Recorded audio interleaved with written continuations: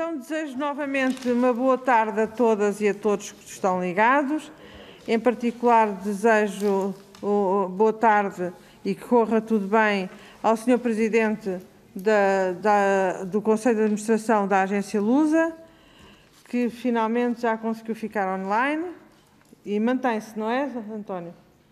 O Sr. Presidente da Lusa está online. Muito bem. Também já temos aqui, temos quórum, temos a maioria dos grupos parlamentares presentes e, portanto, vamos iniciar. E vamos iniciar a audição do Conselho de Administração da Agência Lusa, na sequência do requerimento apresentado pelo Grupo Parlamentar do PSD sobre as condições de funcionamento da Lusa. A grelha é a grelha desta Comissão para a audição das entidades em comissão, por requerimento de grupos parlamentares, e, portanto, teremos o Grupo Parlamentar requerente, que neste caso é o PSD, vai abrir a audição com 5 minutos. Depois a entidade a Lusa tem outros 5 minutos para responder e assim sucessivamente para todos os grupos parlamentares. Depois existirá uma segunda ronda em que temos 15 minutos a dividir pelos grupos parlamentares que se queiram inscrever, o mesmo tempo para o Sr. Presidente da Lusa e depois, para rematar, temos um encerramento em que o Grupo Parlamentar do PSD terá 2 minutos e a entidade da Lusa também terá outros 2 minutos. Portanto, sem demoras, vou passar a palavra, para usar até 5 minutos, ao Sr. Deputado Paulo Rios de Oliveira, coordenador do Grupo Parlamentar do PSD. Tem a palavra, Sr. Deputado. Muito obrigado, Sra. Presidente. Cumprimento a Sra. Presidente, as senhoras e senhores deputados. Cumprimento também o Dr. Nicolau Santos, Presidente do Conselho de Administração da Lusa. E, obviamente, todos nós estamos nesta sala, estamos enquadrados sobre o que se discute, mas, de todo modo, dizer que não é a primeira, nem a segunda, nem a terceira, nem a quarta vez que a Lusa, oficiosamente, faz sentir o constrangimento enorme que existe em relação ao seu orçamento e à execução do seu orçamento, porquanto a aprovação tardia determina coisas tão irónicas como não conseguir cumprir e depois ser obrigada a devolver ao Estado valores significativos. Ainda para mais, conforme se vê recentemente pelo relatório da IGF, ainda tem recomendações no sentido de fazer uma melhor otimização dos custos, ou seja, a culpa ainda é da Lusa. Se nós nos recordarmos que a Lusa é de capital maioritariamente público, isto adquire fores aqui de alguma preocupação. Ora, este assunto já tem há alguns anos e tem vindo a acontecer consecutivamente. A verdade, Sr. Presidente, é que isto atingiu o limite quando, segundo o que foi trazido a público, mas Vossa Excelência poderá confirmar ou não, numa nota interna enviada aos trabalhadores, Vossa Excelência diz, em 19 de fevereiro, que há dinheiro até ao fim do mês. Bem, não há muitas qualificações para este tipo de coisa, mas garantidamente isto não é nem boa gestão, nem serviço público, nem cautela do sócio maioritário, nem cumprimento do contrato de concessão, nem o cumprimento de serviço público, ou seja, atingimos o grau zero quando estamos a 11 ou 10 dias ou 9 dias do fim do mês e o dinheiro vai acabar. Isto parece-nos completamente surreal. Nós valorizamos muitíssimo, muitíssimo a Lusa, desde logo porque a Lusa representa no canal nacional de comunicação social um papel que é, neste momento, insubstituível. Dera-nos a todos que houvesse uma imprensa forte, concorrencial, implantada a nível regional. Isso não acontece e, portanto, a Lusa tem um papel fundamental. Além do mais, a Lusa assegura a presença e a notícia e a Lusa faz mais pela coesão territorial que 2 ministérios deste Governo. E, portanto, isso preocupa-nos muito. Quando a Lusa ameaça parar por causa de falta de dinheiro e sabemos que quem tem que o pagar é o Estado, há aqui alguma coisa que corre mal. E podia ter sido apenas, Sra. Presidente, Srs. Deputados, uma circunstância fortuita, aconteceu uma vez. Não. Isto acontece constantemente e este ano acontece de forma ainda mais grave. E por isso, Sr. Presidente, nós gostaríamos muito de o ouvir. Primeiro, avaliar se é verdade ou mentira que Vossa Excelência, em fevereiro, informou os trabalhadores que só havia dinheiro até ao fim do mês.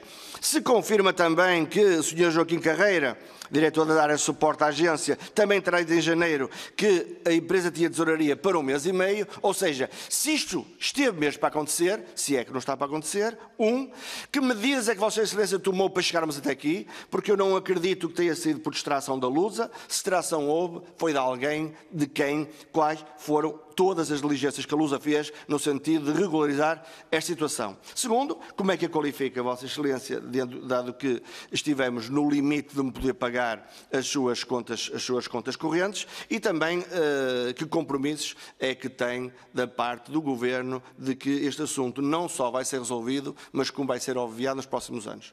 Eu recordo que, e bem, pronto, é uma forma de gestão, não é nossa, não é do PSD, mas é uma forma de gestão. O PSD levanta uma questão desta natureza, o PS pede o adiamento do tema durante uma semana e vai a correr arranjar um cheque ou uma resolução do Conselho de Ministros. É uma forma de gerir, mas não é nossa, nem nos parece que seja uma forma equilibrada ou aceitável. Mas, de todo modo, já temos, apesar de tudo, se não valeu de mais nada, valeu a pena o PSD ter feito este requerimento, que foi aprovada pelo Conselho de Ministros na semana passada, a realização da despesa, prestação de serviço de interesse público da Lusa. Ou seja, Sr. Presidente, que garantias é que tem, o que é que disse o Estado, mas muito especialmente, que diligência é que Vossa Excelência fez até hoje que tiveram tão pouco sucesso? Quem é que falhou e quem é que falhou tanto? Muito obrigado. Muito obrigada, Sr. Deputado. Passo agora a palavra ao Sr. Dr. Nicolau Santos, Presidente do Conselho de Administração da Lusa. Tem a palavra, Sr. Doutor.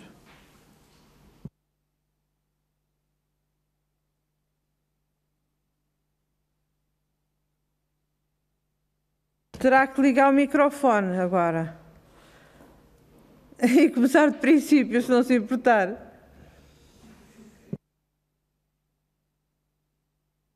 Aqui, não é? Bom, suponho que agora estar-me a ouvir, certo? Estamos a ouvir lindamente. Obrigada. Peço imensa desculpa.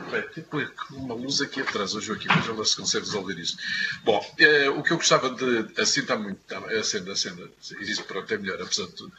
Bom, eu queria saudar em primeiro lugar a senhora Presidente da Comissão de Cultura e Comunicação, a doutora Ana Paula Vitorino.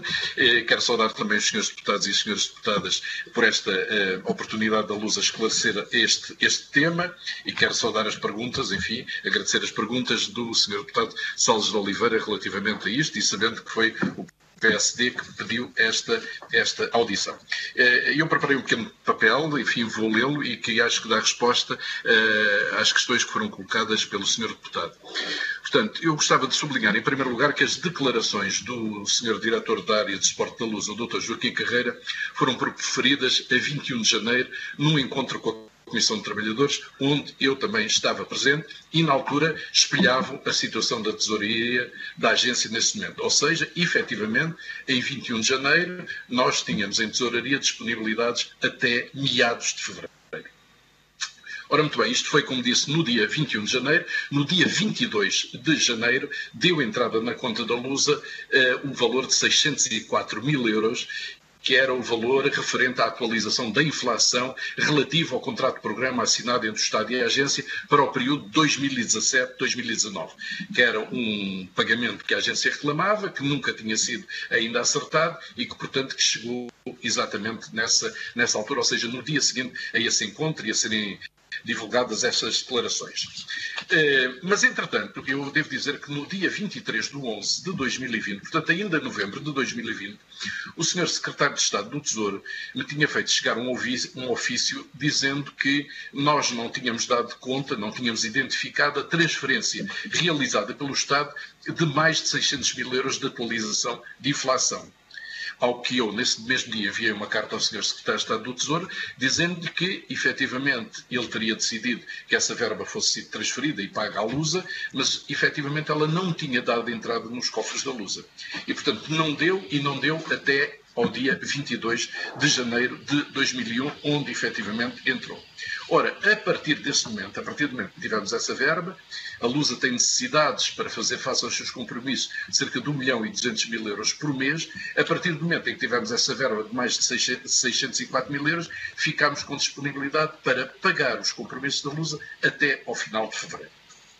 Ao longo de todo este tempo, eu fui mantendo informado o Sr. Secretário de Estado do Cinema, da Audiovisual e Mídia das nossas preocupações com o financiamento da agência, e o Sr. Secretário de Estado foi-me sempre informando que o assunto estava a ser tratado entre a cultura e as finanças, por forma a ser encontrada uma solução.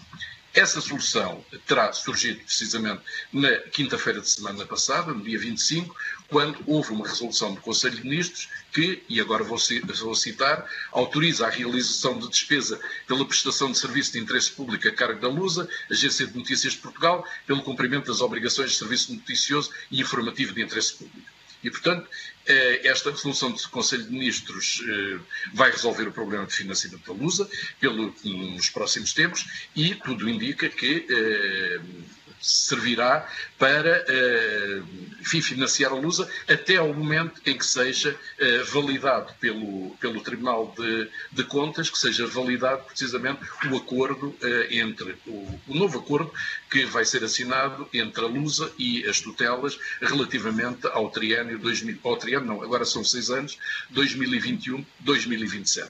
E, portanto, esta é a ponte, a resolução do Conselho de Ministros fará a ponte em termos de financiamento para chegarmos a uma altura em que, a partir do momento em que esteja validado o novo acordo, enfim, a Lusa passará a ser ressarcida por esse contrato que está a ser feito.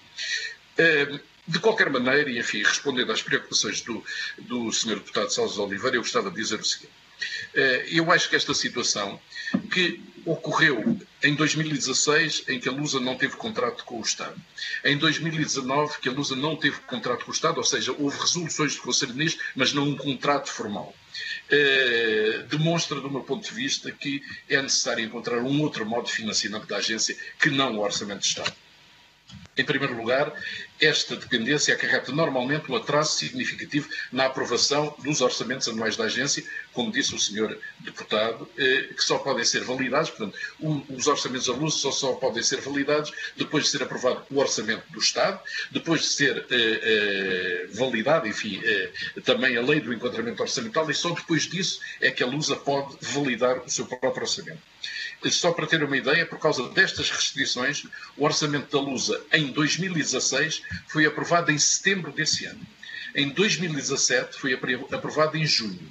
Em 2018, o ano em que entrei na agência, foi aprovado em maio. E em 2019, em junho, e no ano passado foi aprovado em setembro. Ora, este ano houve, efetivamente, orientações por parte do Sr. Secretário de Estado do Tesouro para que fossem as orientações para a elaboração dos orçamentos das empresas públicas. Portanto, provavelmente este ano será possível, ou seria possível, aprovar muito mais cedo o orçamento da agência, só que nós temos este problema de ter de assinar o contrato, ou ter de validar primeiro o contrato com o Tribunal de Contas, para ele poder entrar em funções e, portanto, estaremos dependentemente disso. Mas este atraso na aprovação dos orçamentos, como Vossas Excelências calcularão, leva a que eles sejam dificilmente executáveis, porque depois temos de lançar contratos, contratos públicos para fazer adjudicações, para fazer investimentos, etc., e leva a problemas. E, portanto, em relação a 2016, e quando não executamos, como foi dito também pelo Sr. Deputado, quando não executamos totalmente nem entregou o orçamento, temos de devolver esse dinheiro ao Estado. Em 2016, nós tivemos de devolver, por causa da execução em 2016 e a aprovação tardia, em setembro, como disse, do orçamento, tivemos de devolver 1.400.000, que foram entregues ao Estado em 2019. E agora, relativamente ao triênio 2017-2019, teremos de devolver 2,2 milhões de euros, 2.200.000 euros ao Estado, precisamente porque não conseguimos executar nesse período os 3 orçamentos de maneira total. Portanto, isto, obviamente, levanta-nos problemas, levanta problemas em termos depois de financiamento da agência, de investimento da agência. A agência é, sobretudo, uma empresa tecnológica, precisa de estar a par para servir os seus clientes, precisamente de estar numa situação em que pode fazer, não só cooperar com outros parceiros, como apostar em determinado tipos de desenvolvimentos tecnológicos que são fundamentais para cumprirmos o serviço em boas condições com os nossos clientes, que são cada vez mais exigentes, e, portanto, esta situação levanta-nos, efetivamente, dificuldades. Como digo, eu acho que começar a olhar para a situação da agência Lusa e compará-la, por exemplo, com a RTP, que tem muito maior estabilidade financeira a partir do momento em que começou a ser financiada pela taxa do audiovisual, obviamente constata-se que há aqui uma diferença em termos de estabilidade da agência, em termos de prestar o seu serviço e em termos de fazer o seu desenvolvimento tecnológico. A última questão que eu gostava de dizer é que, no entanto, em nenhum caso a prestação de serviço público esteve noticioso e informativo, esteve em causa. Ou seja, os trabalhadores da agência foram exemplares, quer os trabalhadores da área editorial, quer os trabalhadores da área não editorial, foram verdadeiramente extraordinários no sentido de dar uma resposta em condições muito difíceis. Todos eles estão a trabalhar em casa, todos eles são cerca de 250 pessoas em teletrabalho, mas têm dado uma resposta realmente exemplar no sentido de que não haja quebras na qualidade do serviço público que está a ser disponibilizado. Agora, em termos futuros, se nós tivermos para equilibrar orçamentos, sistematicamente de reduzir o investimento, de não entrar em determinados consórcios porque não temos financiamento para isso, no desenvolvimento da agência e para cumprir os seus compromissos com o Estado. Muito obrigada, Sr. Doutor. Chama a atenção para a utilização dos tempos. O que está disponível para as respostas da Lusa são 5 minutos por cada grupo parlamentar e foram utilizados 8 minutos e 45 segundos, mas enfim, nós temos a tolerância, eu normalmente sou muito tolerante relativamente aos tempos por parte das nossas entidades, porque fazem o favor de estar aqui a esclarecer as dúvidas dos senhores deputados. Bom, passamos agora para o grupo parlamentar do PS. Passo a palavra ao senhor deputado José Magalhães, que nos acompanha via Skype. Muito boa tarde, senhor deputado, tem a palavra. Senhora Presidente, caro Presidente do Conselho de Administração do Lusa, senhoras deputadas, senhores deputados, eu julgo que estes esclarecimentos são úteis e que têm que ser inseridos no contexto próprio. Eu tenho diante de mim, graças a este maravilhoso modo de trabalho, a resolução do Conselho de Ministros 97/2019, em que se deu uma resposta reportada à data da aprovação em Conselho de Ministros à situação de necessidade de financiamento gerada pelo atraso na aprovação dos instrumentos que estavam previstos inicialmente, vinculando o Estado e a Lusa. Estes instrumentos precisam, se calhar, de uma reflexão que reflita a vossa experiência e a experiência do Estado. O grande problema aqui é que a experiência do Estado é uma experiência repartida, não é? Ou seja, teríamos que chamar alguém da Cultura e também alguém do Ministério das Finanças, uma vez que é deste último que depende a luz verde, a que importa, definitivamente, para que o dinheiro circule. Este sistema, de facto, não é o único possível, não é? Há outros países em que o sistema é outro. Mas a verdade é que isso não se consegue discutir em abstrato. Eu não sei se a administração da Lusa já produziu algum estudo ou esboço de estudo sobre um sistema alternativo ao que tem estado em vigor, ciclo após ciclo político. Um outro aspecto, seria interessante partilharem essa informação e reflexão, porque uma coisa é completamente certa: o caráter um bocado errático da aprovação dos orçamentos resultou dos ciclos políticos, ou seja, repercutiu-se em tudo.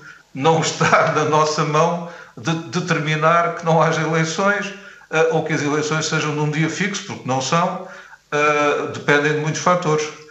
Portanto, sempre haverá problemas de compatibilização do chamado calendário ótimo, na ótica do gestor, com o calendário do caminho de pedras da vida política, que é feita disso e será sempre feita disso. O outro aspecto, Sra. Presidente, é que tudo isto serve e é preciso não perder o rumo, para um objetivo. Por um lado, há um Conselho de Administração responsável perante os acionistas que mudaram. Não sei qual é, digamos, o impacto dessa mudança. Era interessante sabermos a vossa percepção. Pode ser nenhum. E, em segundo lugar, porque esse dinheiro todo, este e o outro, estamos a falar apenas de uma faixa dos ingressos, servem para uma estratégia. Ora, o que muitas vezes é dito, até ensurdecer, é que não há estratégia. O que é uma coisa que me deixa sempre bastante surpreendido, porque quem ler a documentação disponível, e não é necessário um esforço de escavação hercúleo, basta ir de facto ao site da Lusa, encontra informação que eu acho bastante esclarecedora sobre qual é a estratégia para uma agência. Durante muito tempo duvidou-se que houvesse agência. Isso é um outro problema. Houve um momento da história da República em que se duvidou que houvesse agência porque havia toda uma ideia no poder político de distingui-la ou de transformá-la numa coisa totalmente diferente. Eu fico muito contente, devo dizer, em ver que neste momento há um grande consenso pluripartidário sobre a importância da Lusa e sobre a importância da sua estabilidade financeira. Bem-vindos todos, incluindo o filho pródigo, que falou antes de mim. E, portanto, acho que era muito interessante discutirmos estratégia pura e dura e não aquilo que um diretor que está a fazer contas e a verificar que o dinheiro está a escoar disse um belo dia à Comissão de Trabalhadores, que tratou de tocar nos trombones do seu alarme, como é seu direito. Era isto. Muito obrigado. Muito obrigada, Sr. Deputado. Passo então novamente a palavra ao Sr. Presidente da Lusa. Tem a palavra, Sr. Doutor. Muito obrigado, Sr. Presidente. Gostava de agradecer as perguntas do Sr. Deputado José Magalhães e dizer o seguinte. Efetivamente, eu penso que hoje em dia existe um consenso alargado ao nível político sobre a importância da Lusa. E se existe esse consenso, deveria ser a altura ideal para conseguirmos chegar a um outro modo de vivência da Lusa nos próximos anos. Só para os senhores terem uma ideia, antes da crise de 2011-2015, o serviço público medido pela indemnização compensatória que chegava à Lusa era de cerca de 15 milhões de euros. Durante a crise, e compreende-se porque a situação foi difícil para todo o país, durante a crise esse valor de 15 milhões passou para 10 milhões. Depois, em 2016, quando o primeiro governo do Partido Socialista chegou ao poder, subiu para 12,8 milhões. E agora foi acrescida de 300 mil euros em 2021 e, portanto, estará na casa dos 13,1 milhões. Este valor sem IVA. Mas este é um valor para suprir os compromissos da Lusa. E será este verdadeiramente o valor do serviço público? Eu penso que é a altura de fazer essa reflexão. Nesse sentido, Sr. Deputado, gostaria de dizer, acho que não é o momento, nem tenho tempo para isso, para dizer que efetivamente eu esbocei o que eu chamei uma reflexão estratégica sobre o futuro da Lusa e do serviço público, da agência, que entreguei à tutela, para a partir daí podermos fazer um debate relativamente a esta situação. Tem muita razão quando diz que os ciclos políticos não são compatíveis com os ciclos empresariais.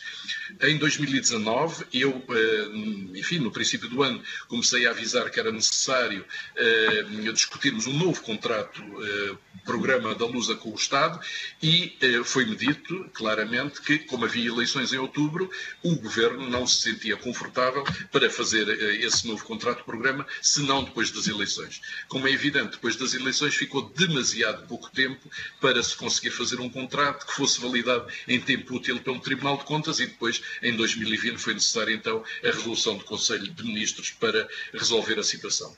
Quanto à questão acionista, não compete à administração da Lusa,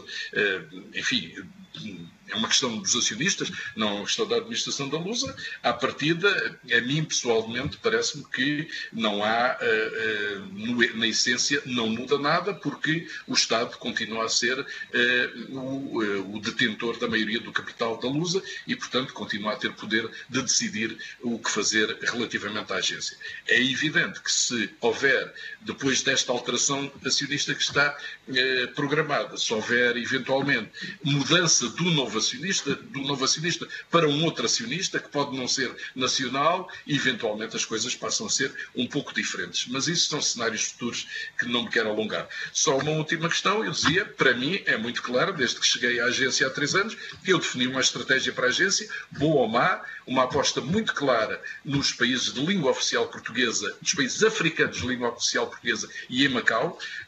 Não houve uma aposta no Brasil, porque entendo que não faz sentido no Brasil, posso discutir isso noutro fórum, mas o que é certo é que esta definição, isto está obviamente consolidado, estarmos presentes junto das comunidades dos imigrantes, darmos um grande apoio à imprensa regional e estarmos junto dos nossos parceiros, tentando ao mesmo tempo, dos parceiros de comunicação social nacionais, tentando ao mesmo tempo ganhar cada vez mais clientes fora da área não editorial, o que temos conseguido fazer, quer a nível de empresas e de bancos, por exemplo, do setor financeiro, quer a nível do setor institucional ligado ao Estado, quer a administração central, quer a administração local. Portanto, estratégia foi definida, pode ser completamente errada, mas isso é uma apreciação que obviamente não me compete a mim.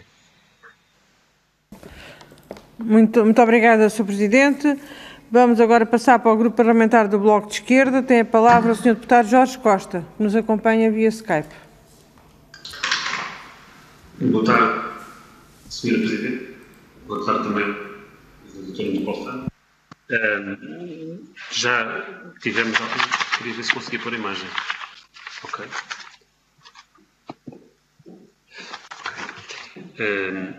Queria então, na sequência das intervenções que já foram feitas e que apresentam alguns dados, e nas respostas do Sr. Presidente da Lusa já alguns dados que são relevantes para o esclarecimento dos tópicos desta audição, eu gostava de fazer 4 perguntas muito sucintas. A primeira tem que ver com a razão e a interpretação, ou a razão que conhece o Sr. Presidente da Lusa para os atrasos na aprovação dos orçamentos sucessivos, cuja execução apenas se inicia sistematicamente no segundo semestre do ano, já a beirar o terceiro, algumas vezes já a beirar o terceiro trimestre.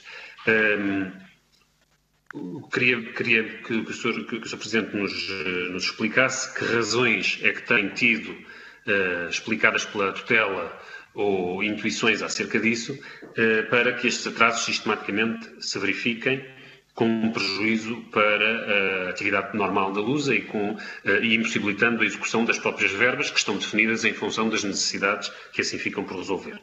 Em segundo lugar, o Sr. Deputado José Magalhães já fez essa pergunta de algum modo, mas o Sr. Presidente aludiu a um novo sistema para a aprovação dos orçamentos e para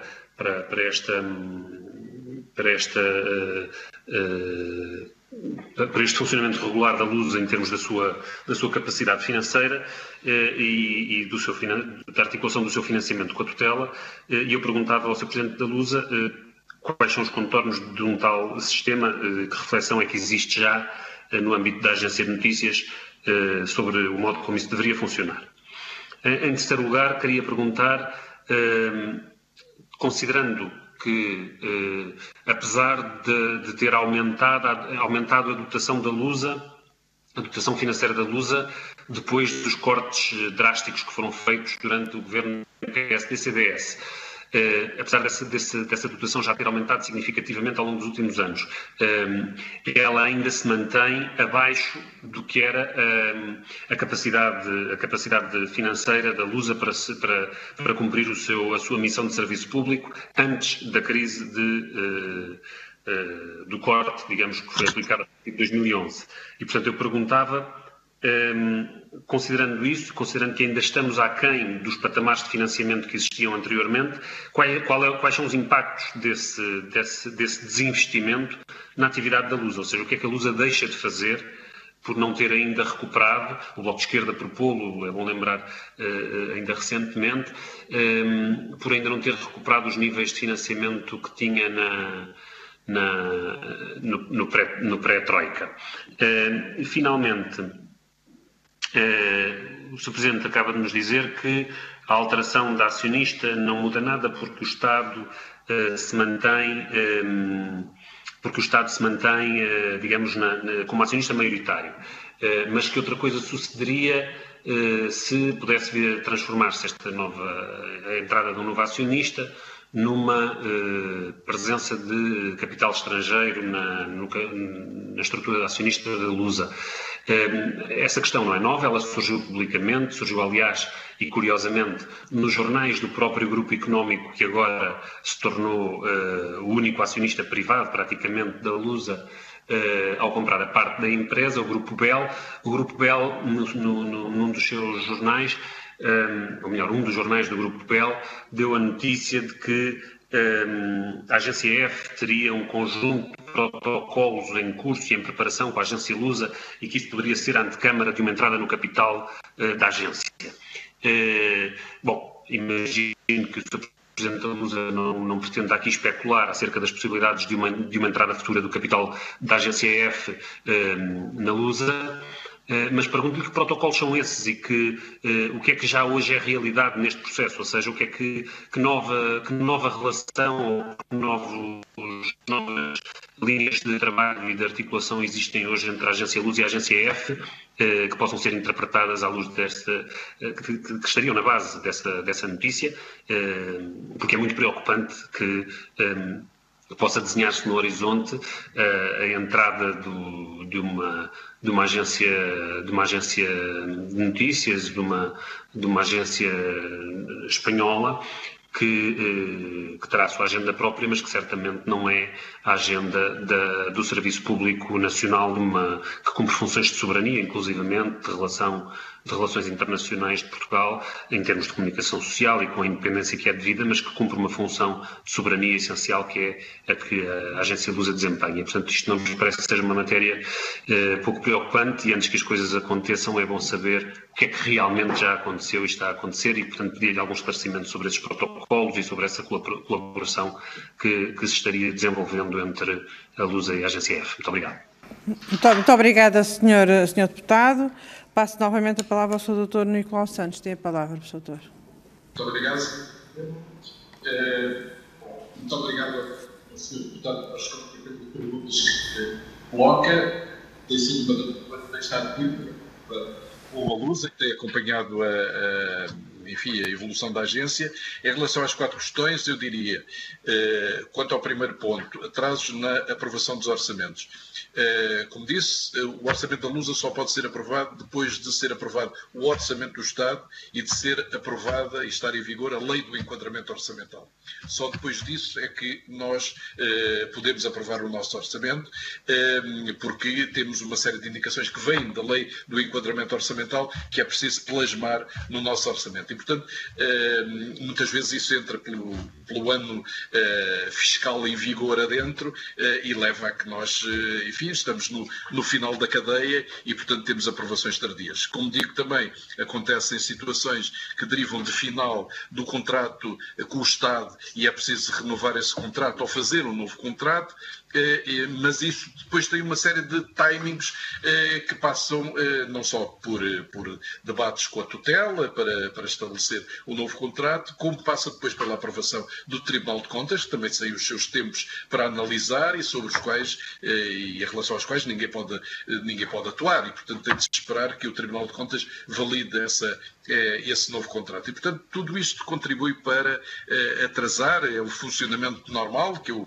encontrei quando cheguei à Lusa, já era assim e pelo menos até agora não houve uma alteração profunda, a não ser, como digo, em relação ao atual ano, em que o Sr. Secretário de Estado do Tesouro, no final do ano passado, enviou de imediato as indicações de elaboração dos orçamentos das empresas públicas para este ano de 2021. Isso para nós seria a possibilidade de termos um orçamento muito mais cedo, mas, mais uma vez, temos neste momento esta questão do Tribunal de Contas e, portanto, sem termos ou melhor, não é do Tribunal de Contas, sem termos o nosso contrato aprovado e enviado para o Tribunal de Contas, não poderemos avançar com o orçamento, com a aprovação do nosso orçamento. Bom, depois, em segundo lugar, relativamente um novo sistema. É a minha opinião e eu olho para o que se passa, por exemplo, para a RTP, mas olho, por exemplo, para o que se passa para a Agência IF, em que tem não só financiamentos que são muito mais estáveis, que não dependem do orçamento diretamente, não dependem do orçamento, e que, para além de serem muito mais estáveis, são muito mais previsíveis e são os contratos de programa com o Estado são bastante mais alargados, o que dá muito mais capacidade para olhar para o futuro. Há um ponto que eu penso que é essencial e que já foi referido pelo Sr. Deputado Salles de Oliveira, que é a questão de, se nós não executamos no ano fiscal o orçamento, temos de devolver parte desse investimento.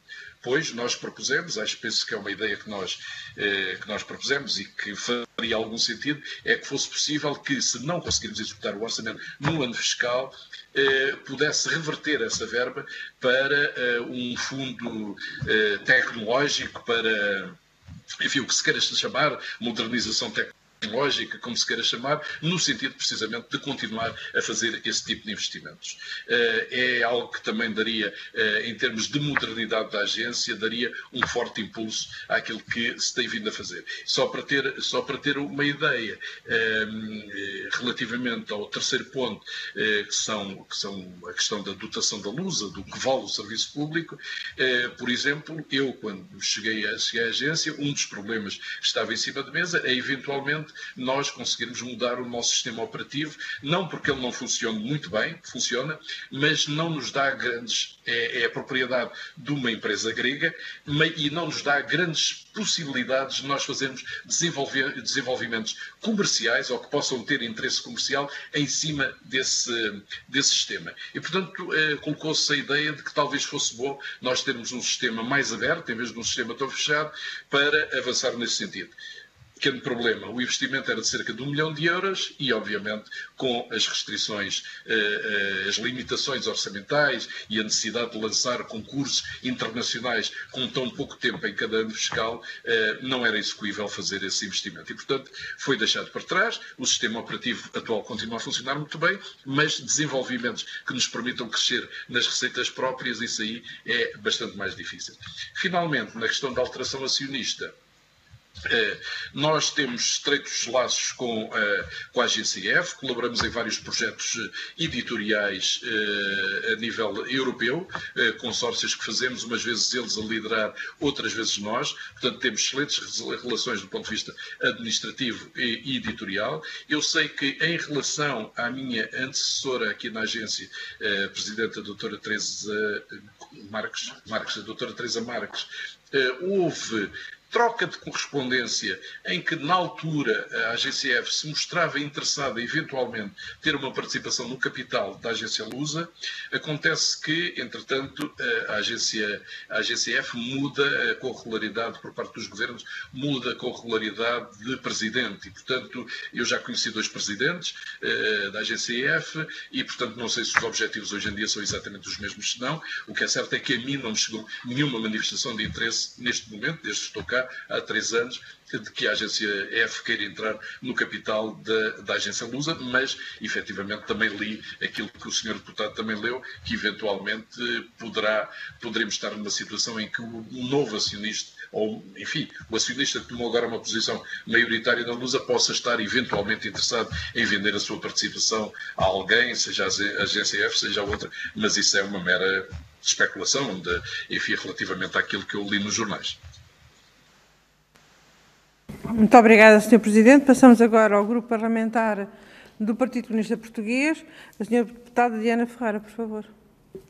Muito obrigada, Sra. Presidente, e gostaria, desde já, em nome do Grupo Parlamentar do PCP, de cumprimentar o Presidente do Conselho de Administração da Agência Lusa, Nicolau Santos, de agradecer também o conjunto de informações que já foi dando ao longo das intervenções anteriores, sendo que esta mesma intervenção nós não podemos aqui deixar de referir na intervenção que fazemos a importância efetivamente da agência Lusa. A importância estratégica de uma agência pública de notícias para o nosso país, seja no garante cobertura noticiosa nacional, seja também no papel que tem para muitos jornais, para rádios nacionais, para rádios locais também, para outros suportes de informação, além naturalmente da importância que tem fora do nosso país, de um ponto de vista internacional e nomeadamente em locais com presença de comunidades portuguesas e também naturalmente nos próprios países da CPLP. E se é inegável a importância da agência Lusa, do seu caráter público neste garante da cobertura noticiosa, é para o PCP também inegável que o Governo, até enquanto acionista maioritário, tem que assumir, e o Estado tem aqui que assumir um conjunto de responsabilidades na garantia das condições necessárias para que a agência Lusa possa efetivamente cumprir todas as suas funções.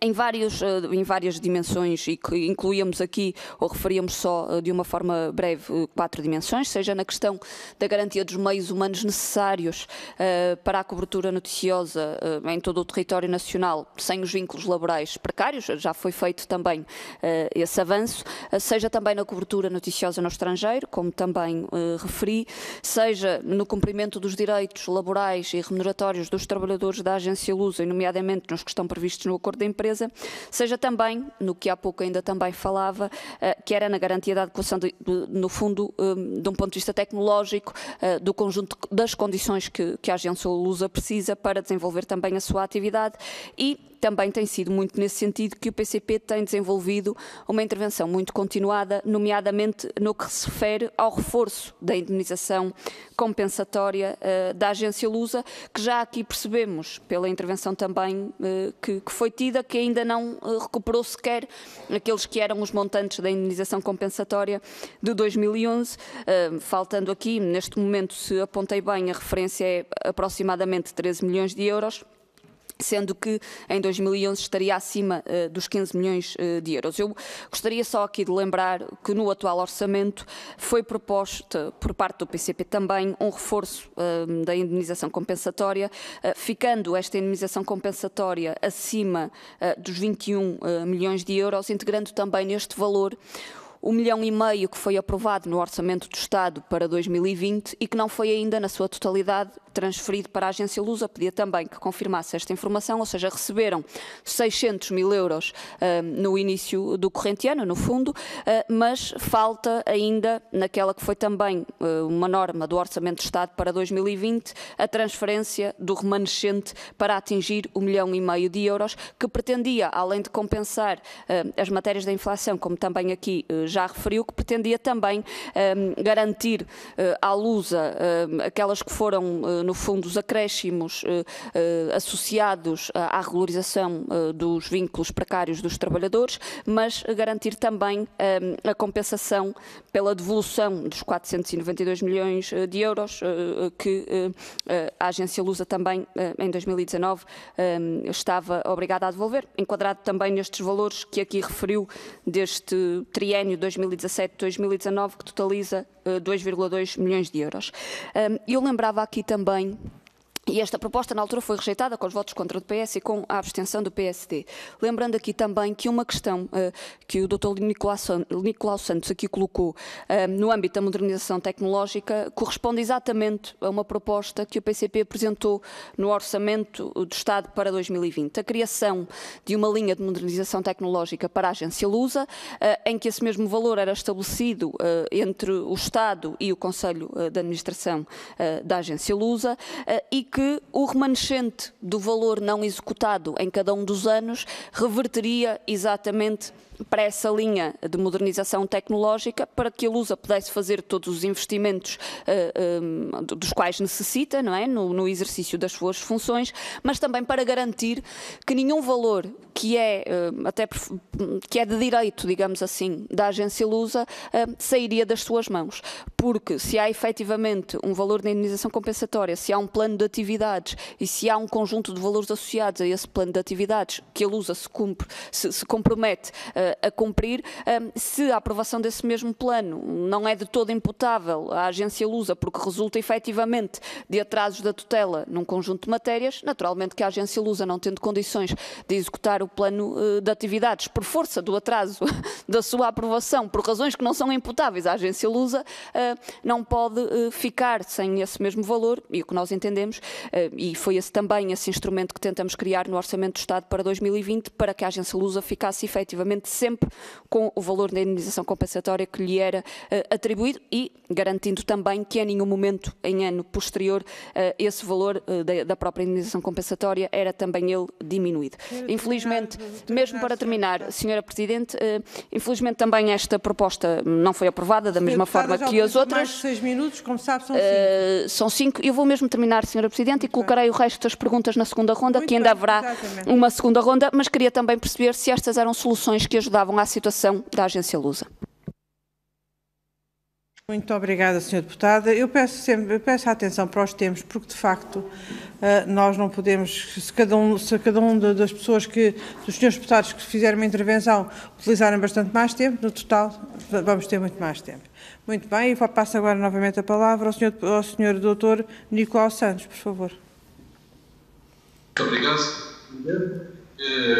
Quero agradecer as questões da Sra. Deputada Diana Ferreira, do PCP, que é das pessoas que mais acompanha a vida da Lusa e que mais sabe, enfim, dos nossos problemas, das nossas dificuldades e também das nossas conquistas, e portanto quero agradecer as perguntas. Quero, enfim, agradecer também o facto de ter sublinhado a importância da agência Lusa, que hoje em dia é uma rede indispensável. Tem sido sempre, mas hoje, com a crise que existe nos órgãos de comunicação social, é claramente uma rede indispensável para que sobreviva muita pequena imprensa local, regional, rádios, sites, etc., e também órgãos nacionais, mas sobretudo para essa capilaridade de informação e de coesão informativa nacional, a Lusa é obviamente indispensável, assim como é junto das nossas comunidades de imigrantes e nos países de língua oficial portuguesa. Dito isto, enfim, nós temos feito um esforço relativamente à recomposição, como foi sublinhado, desde que eu cheguei. Nós recompusemos a rede nacional e internacional, a rede nacional de correspondentes com mais 20 pessoas, a rede internacional com 7 novos correspondentes. Aumentámos a nossa cobertura no estrangeiro em vários locais onde não estávamos presentes, enfim, porque a rede tinha ficado esgaçada em anos anteriores, nomeadamente nos anos da crise. Resolvemos, penso eu, contenciosos importantes que existiam com os trabalhadores, nomeadamente em matéria de avaliação que não foi efetuada entre 2011 e 2019 e que daria origem a promoções na carreira, a promoções, etc. Resolvemos também esse aspecto. Enfim, penso que temos feito dentro das nossas possibilidades o possível para resolver esse tipo de situações. E diria só, para concluir, que efetivamente a verba que foi aprovada o ano passado pela Assembleia da República para reforçar a dotação da Lusa em 1,5 milhão de euros teria, segundo fomos informados várias vezes, teria um calcanhar daqueles, digamos assim, porque não estava escrito no diploma de onde sairia o dinheiro, de que departamento do Estado é que viria o dinheiro que pudesse consubstanciar essa transferência. E, portanto, face a isso, enfim, era uma impossibilidade que eu não conseguia resolver. O que se passou é que, efetivamente, desse 1,5 milhão, nós recebemos estes 604 mil euros, que, no fundo, repõem valores da inflação para aquele período, para aquele triênio referido, 2017 e 2019, e não recebemos mais do que isso, e, portanto, esta é a situação relativamente a esse montante que foi aprovado pela Assembleia da República. Muito obrigada, Sr. Presidente. Chegamos ao fim da primeira ronda. Vamos passar agora, depois de ter combinado aqui inicialmente uma pequena alteração à grelha, passamos este encerramento da primeira ronda, passa para o final, como é lógico que passe, e vamos agora iniciar a segunda ronda. Na segunda ronda só estão inscritos três deputados e, portanto, cada deputado tem até 5 minutos. São 15 minutos a dividir por 3 senhores deputados, não até 5 minutos. Eu agradeço que sejam cumpridos, e, portanto, passo agora a palavra para o senhor deputado José Magalhães. Que suponho que continua a acompanhar-nos via Skype. Tem a palavra, senhor deputado, por favor. Muito obrigado, senhora Presidente. Eu julgo que este debate é muito relevante pelo que exclui, não é? Ou seja, exclui cenários de caráter apocalíptico, em que não há futuro nenhum, em que toda a gente está zangada com toda a gente, etc. Julgo que a coesão foi mantida na empresa, e isso é mérito, naturalmente, de todos os que intervieram nesse processo. Mas, quando se fala de futuro, é necessário ter ideias claras, e depois, evidentemente, vem a batalha pelo orçamento, ou pelas várias fontes de financiamento, nesse domínio. E no domínio orçamental, no que diz respeito ao Parlamento, foi dado um passo relevante. É evidente que podemos todos apontar para números piramidais, estratosféricos, etc. Mas para isso teríamos que tirar dinheiro a outras áreas, a outros setores, etc. O que não aconteceu. Portanto, o passo dado é um passo que é positivo, não é? Ajustado, e contou, aliás, com no fundo e no fim, um consenso maioritário que permitiu viabilizar o orçamento. Sem isso não teríamos orçamento nenhum e, portanto, não haveria um tostão para um cêntimo para a Lusa nem para ninguém, não é?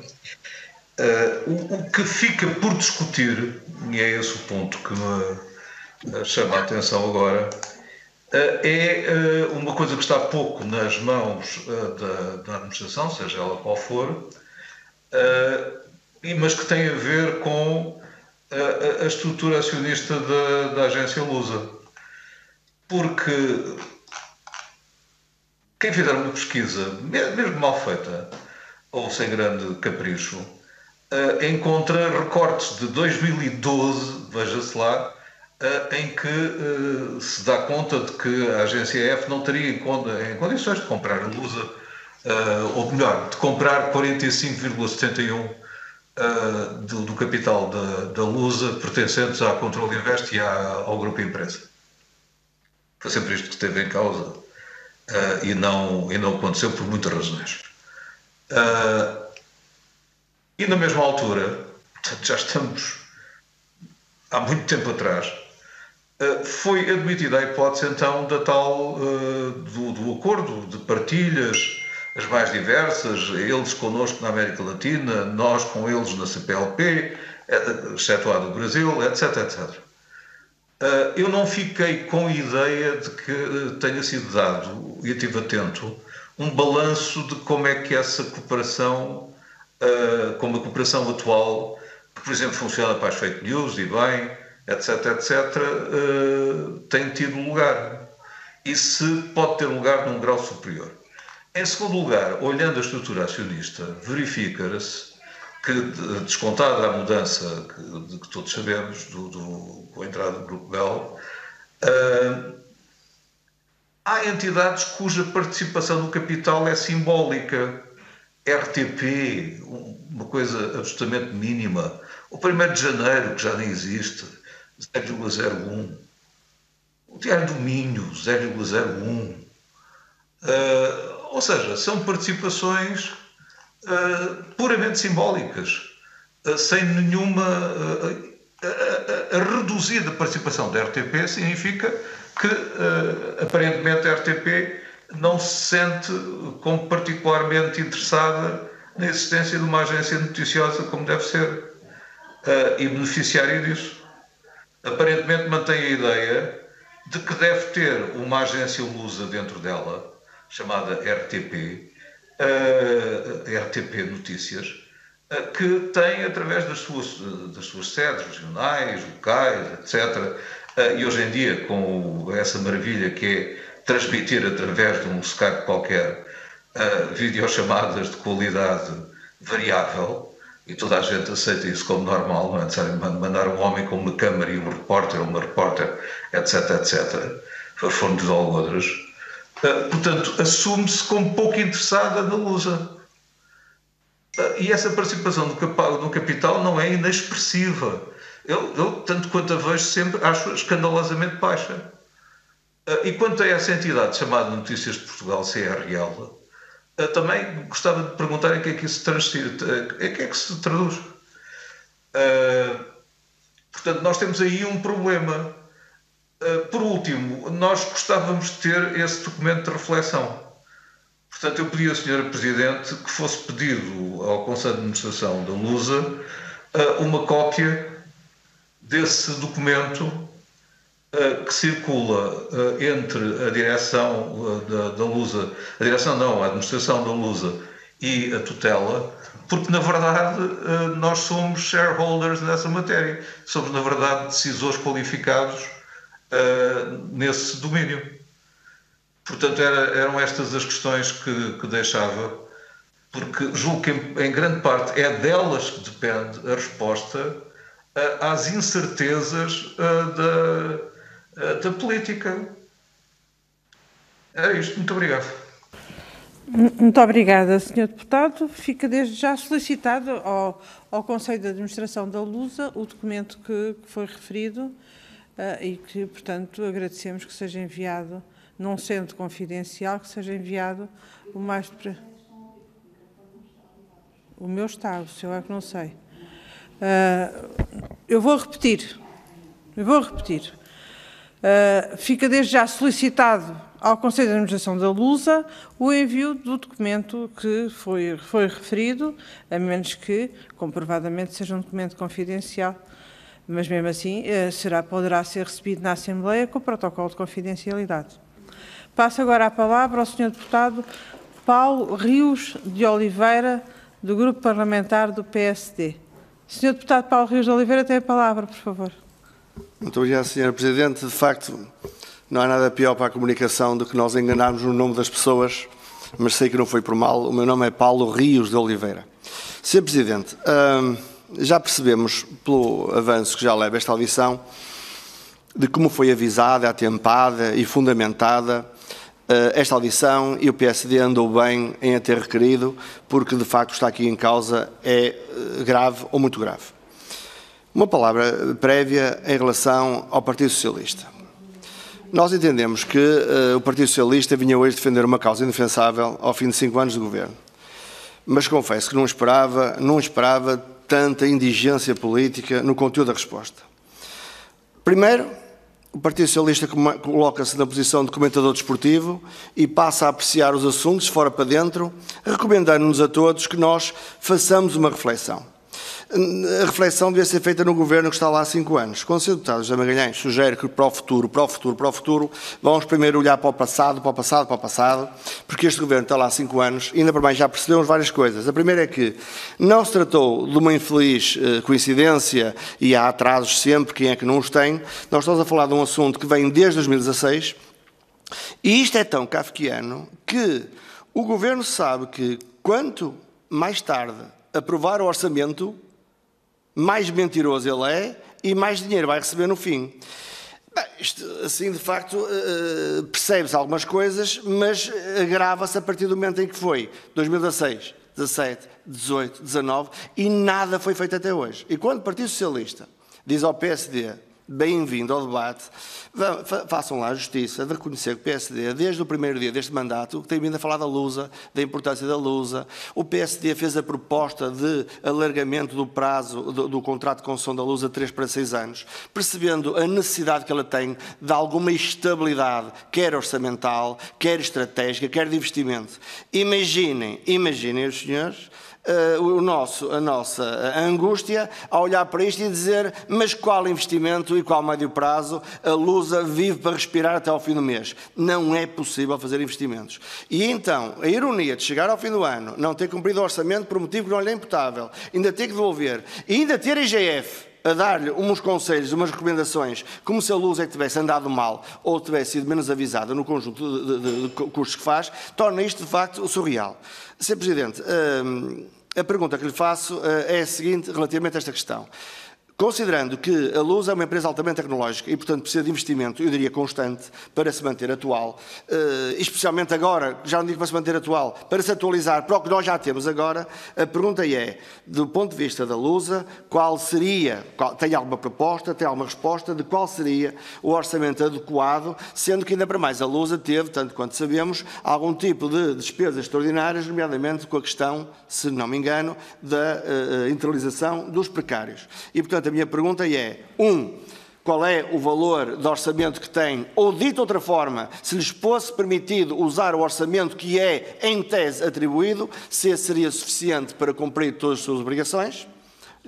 Segundo, perceber também da parte do Governo se este conjunto de alertas que fez, porque dizia há pouco que o Secretário de Estado do Cinema Audiovisual disse que estava a acompanhar, ou o Governo estava a tratar, isto dito por ele, nós já sabemos o que quer dizer, é nunca.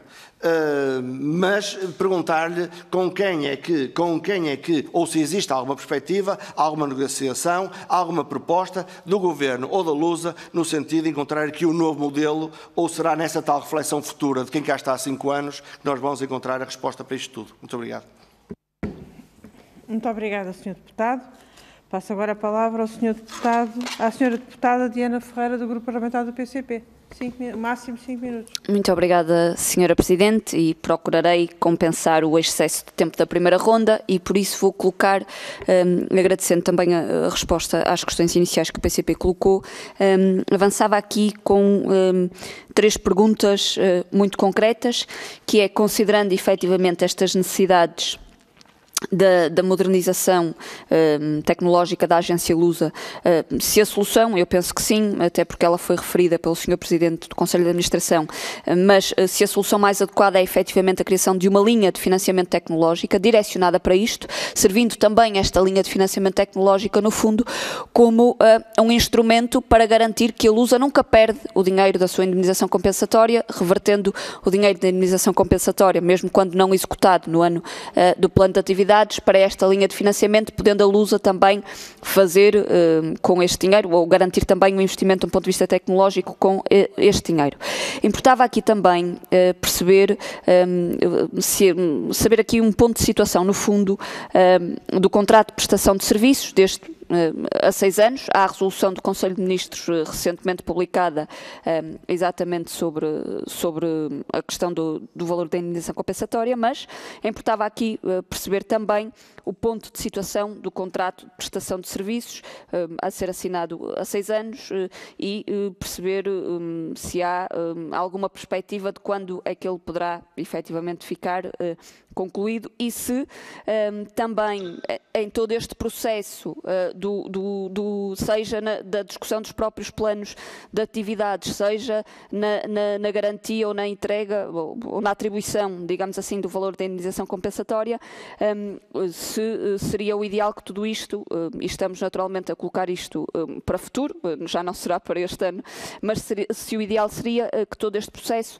decorresse sempre até ao final dos 2 primeiros meses, digamos assim, de cada ano, aproveitando até o facto de haver aqui um contrato de prestação, no caso a 6 anos, que garantisse de alguma forma durante todo este tempo uma maior estabilidade à própria agência Lusa. Perceber aqui também soluções que possam ser encontradas ou que estejam de alguma forma a ser encontradas neste contrato.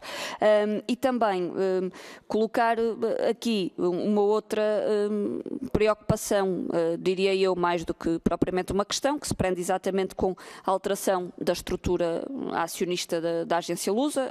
Não escondemos a preocupação que temos com essa questão, com o facto de haver uma empresa que pertence a um grupo ligado a um outro acionista da Lusa, que neste momento comprou a participação da empresa, sendo que também nos preocupa a forma como todo este processo se passou, ficando pouco claro, mesmo depois de uma pergunta escrita dirigida ao Governo e mesmo depois da resposta do próprio Governo, se o Governo sabia deste processo antes, se só tomou conhecimento pela comunicação social ou se sabia ou se foi efetivamente acompanhando toda esta situação. Ou seja, são preocupações que nós temos e que iremos naturalmente continuar a acompanhar o seu desenvolvimento e que nesta mesma intervenção e neste espaço também não queríamos deixar de assinalar. Muito obrigada.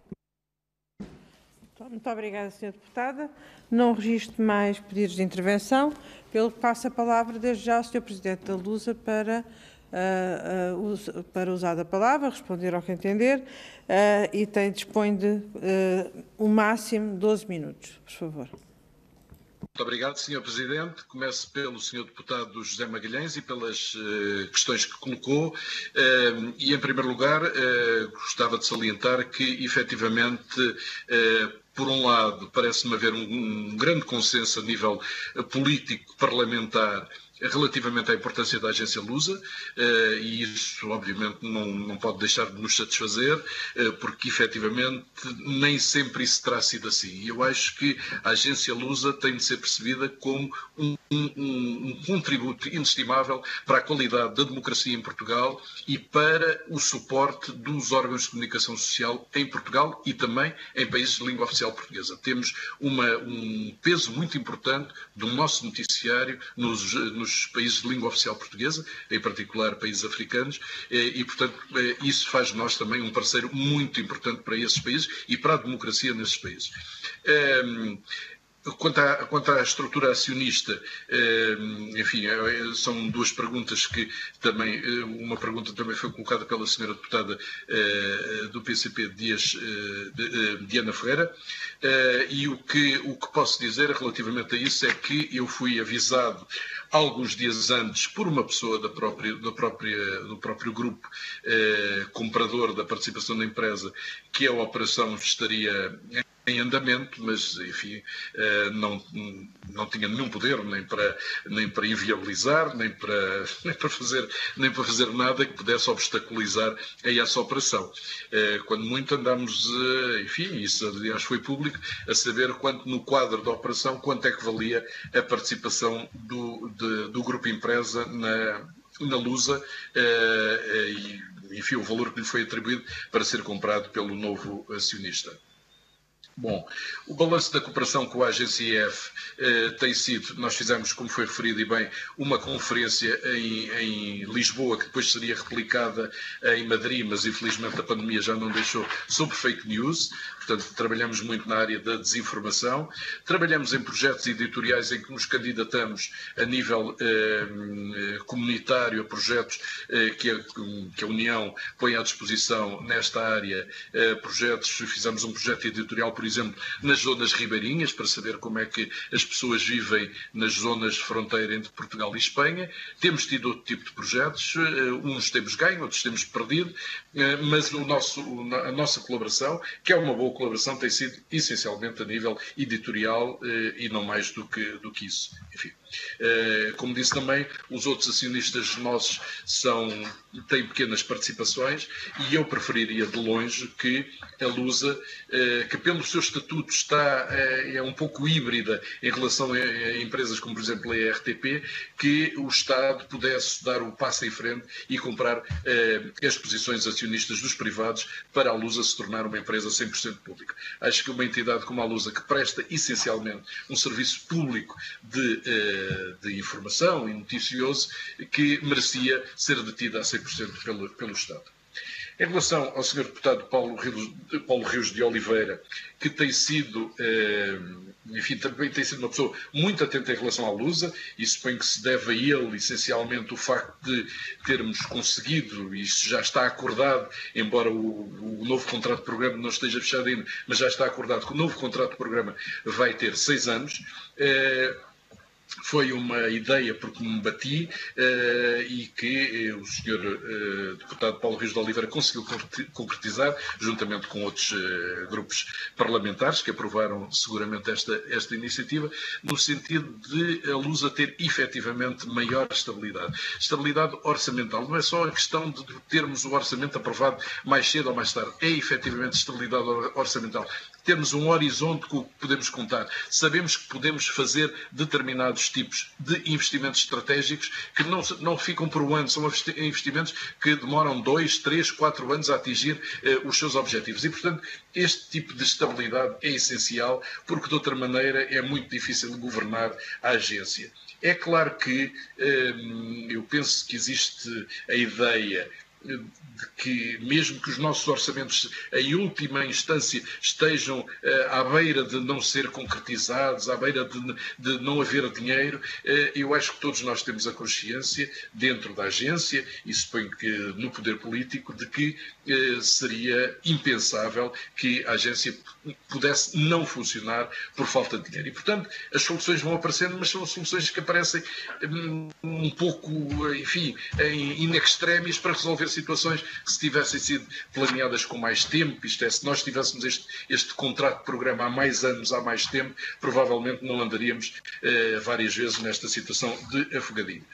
E, obviamente, a empresa é cada vez mais uma empresa de alta tecnologia. Nós estamos a avançar e já temos vários modelos de passagem de texto para voz ou voz para texto, de tradução simultânea, de identificação em vídeos e em fotos de pessoas, etc. Portanto, a Lusa é uma empresa cada vez mais tecnológica e, obviamente, necessita de investir nestas áreas para continuar a acompanhar esse desenvolvimento. O novo modelo de financiamento, bom, eu penso que ele poderá passar por várias soluções. 65% dos recursos da agência vêm da indemnização compensatória, mas cerca de 35% são receitas próprias.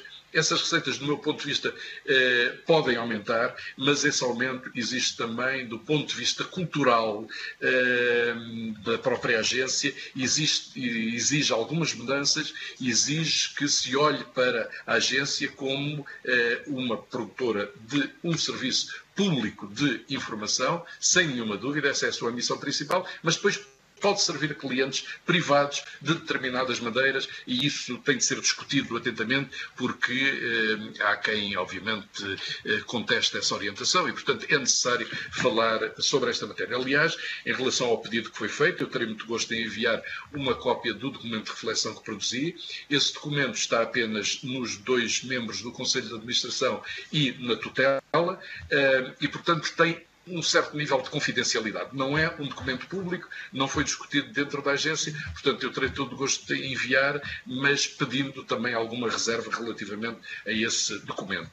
Relativamente às questões que a senhora deputada Diana Ferreira, do Partido Comunista Português, nos coloca, e como digo, é uma pessoa que tem acompanhado particularmente a agência.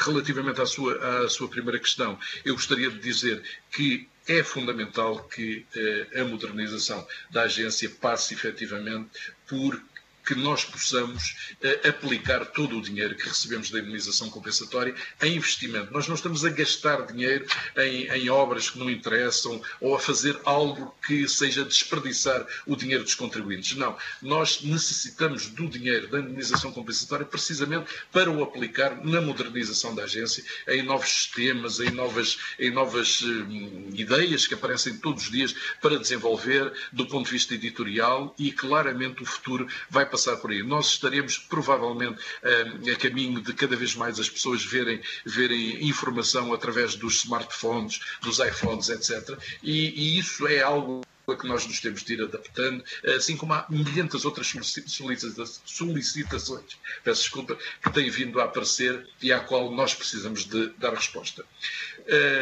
Quanto ao contrato de prestação de serviços, ele está neste momento a ser negociado, portanto houve um grupo de trabalho da Lusa que trabalhou com o Ministério da Cultura, chegou-se a um determinado documento, esse documento foi para o Ministério das Finanças, o Ministério das Finanças levantou 4 pontos que deveriam ser corrigidos e nós estamos a debater esses 4 pontos para que depois o documento possa ir para o Tribunal de Contas. Quanto ao valor da indemnização compensatória, eu diria que face aos encargos que nós tivemos com a regularização dos precários, com aquilo que teve a ver com a atualização do passado, que em relação ao valor que está em cima da mesa, e como apesar de tudo foi aumentado cerca de 300 mil euros, que nós necessitaríamos de cerca de mais 1 milhão de euros para estarmos confortáveis e para podermos não só fazer face a todos os nossos compromissos, mas como digo, continuarmos a investir do ponto de vista tecnológico, porque esses investimentos são pesados, muitas vezes exigem efetivamente, inicialmente, um investimento forte, e, portanto, nós precisamos desse dinheiro para fazer isso. Relativamente à alteração da estrutura acionista, como digo, eu soube uns dias antes, por acaso, enfim, alguém me telefonou e formei a tutela, mas enfim, foi algo que me escapou das mãos e que não tenho, obviamente, nenhum poder para exercer relativamente a essa situação. Muito obrigado. Muito obrigada, Sr. Presidente. Chegamos ao fim da segunda ronda. Agora, para encerrar esta audição, o Sr. Deputado Paulo Rios de Oliveira dispõe de 2 minutos e depois, para concluir, o Sr. Presidente da Lusa dispõe de mais 2 minutos. Tem a palavra, Sr. Deputado Paulo Rios de Oliveira, por favor. Muito obrigado, Sr. Presidente. Muito obrigado, Sr. Presidente do Conselho de Administração da Lusa. O PSD sente que neste requerimento e nesta audição cumpriu rigorosamente o seu papel. Fiscalizou o Governo, indicou e salientou um assunto grave e até me parece que prestou um serviço inestimável à Lusa na medida em que conseguiu que o PS adiasse por uma semana esta discussão e fosse a correr ao Conselho de Ministros fazer uma resolução. Esta gestão à semana é mais digna de um quiosque de clube de bairro, mas é isto que temos. Ainda para mais, esta situação poderia ter sido um deslize que aconteceu este ano, por motivos vários, até porque nós tivemos a pandemia, mas é uma situação que vem desde 2016. E o PSD, desde o início do mandato, que tem vindo a denunciar constitutivamente esta questão. Eu muito gostaria, Sr. Presidente, e oxalá isso aconteça, e o PSD fala lá com toda a alegria, de chamá-lo cá para falar dos investimentos estratégicos plurianuais, a modernização da Lusa e não este tipo de coisas que, além do mais, provocam um enorme desgaste interno e um dano reputacional que, de facto, deve entusiasmar imensos investidores a querer ir para a Lusa, como a Lusa se apresenta neste momento e com o tratamento que o seu maior acionista lhe dá. Assim sendo, Sr. Presidente, parece que já vai chegar ao fim do mês de fevereiro, mas também lhe pergunto tem alguma indicação do Governo de que isto vai mudar ou vai continuar igual? E se a indicação que Vossa Excelência tem é do Secretário de Estado da Ciência e Audiovisual, está a ser tratado? Sr. Presidente, desengane-se. Muito obrigado. Muito obrigado, Sr. Deputado. Tem a palavra ao Sr. Presidente da Lusa para concluir. Muito obrigada. Muito obrigado, Sr. Presidente. O que eu gostava de dizer em primeiro lugar é que penso que esta audição foi importante porque penso que se manifestou claramente um consenso relativamente à importância que a Lusa tem neste momento. E eu penso que isso nunca é demais sublinhar porque, efetivamente, como nós não trabalhamos para o consumidor final, mas sim para os intermediários da informação, como não é visível o nosso papel na coesão social do país, do ponto de vista informativo, o nosso papel junto das comunidades dos imigrantes, junto dos países africanos de língua oficial portuguesa, junto de Timor, junto de Macau, enfim, como isso não é visível, muitas vezes a Lusa não tem o relevo e não lhe é atribuída a importância que ela efetivamente merece. E, portanto, saliento que desta audição saí muito confortável nessa matéria. Relativamente à intervenção final do Sr. Deputado Paulo Rios de Oliveira, disse, bom, o que eu posso esperar é que assim que seja aprovado, enfim, pelo Tribunal de Contas, o novo contrato de programa entre o Estado e a agência Lusa, que nós, durante 6 anos, e enfim, isso deve-se ao grupo parlamentar do PSD, ou ao Dr. Paulo Rios de Oliveira, durante 6 anos na Lusa tínhamos, efetivamente, uma situação de acalmia relativamente a estes sobressaltos, embora, como digo, apesar de termos um plano a 6 anos, depois se tivermos todos os anos o drama de aprovar o orçamento mais tarde, as coisas complicam-se de novo. E se não pudermos reter parte do orçamento desse ano para investir depois, posteriormente, também teremos de novo um drama. Mas, enfim, penso que não vale a pena antecipar problemas nessa matéria. Penso que já há um grande ganho que a Lusa tenha conseguido, que esteja definitivamente assente que o próximo contrato de programa com o Estado será a 6 anos e isso dará muito maior tranquilidade para desenvolver o nosso trabalho. Muito obrigado a todos.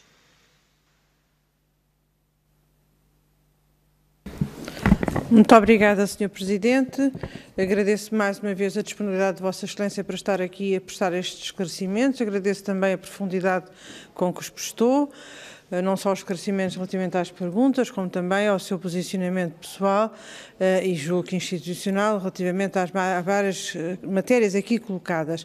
Julgo que iremos continuar a trabalhar todos em conjunto. É competência desta Comissão de Cultura e Comunicação fazer o acompanhamento e também propor definições estratégicas relativamente à Lusa, pela sua importância estratégica que tem para a comunicação e para a democracia em Portugal. Muito obrigada, Sr. Presidente. Muito obrigada, senhoras e senhores deputados. Damos aqui por terminada a primeira parte desta comissão. Como sabem, agora iremos mudar de sala para a sala ao lado. Muito obrigada.